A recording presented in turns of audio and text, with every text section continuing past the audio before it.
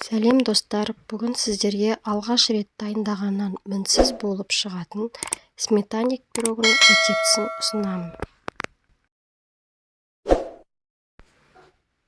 Қамырын дайындау үшін бізге сары май, жұмыртқа, ұн, қопсытқыш және қант қажет.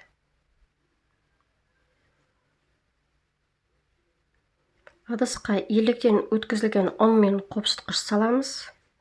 Оның үстіне қант саламыз. Жұқа қылып туралған сары май саламыз. Бізде песочный қамыр шығу керек.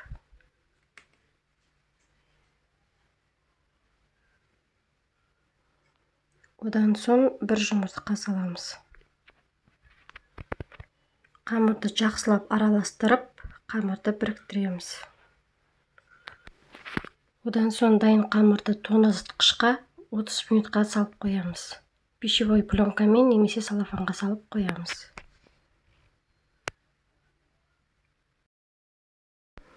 Менде қамыр 30 минут тоңазытқышта тұрды.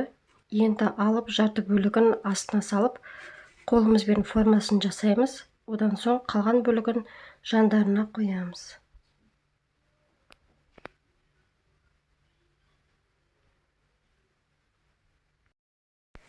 Ал енді салмасын жасаймыз. Қаймақ, қант және жұмыртқа қажет.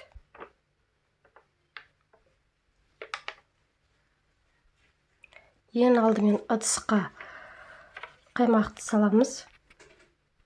Менде қаймақ 20%, дүкеннің қаймағы.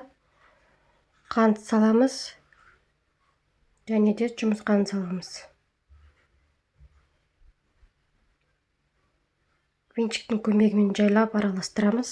Шамамен 10-20 секундтай араластырамыз. Миксермен араластыруға болмайды. Енді осы салманы қамырға құямыз.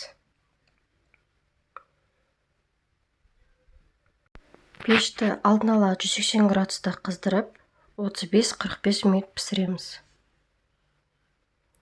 Пирогты толықтай суыған соң ғана формадан босатасыздар. Мінекей пирог өте керемет дәмді болып шықты. Жасап көрулеріңізге кеңес беремін.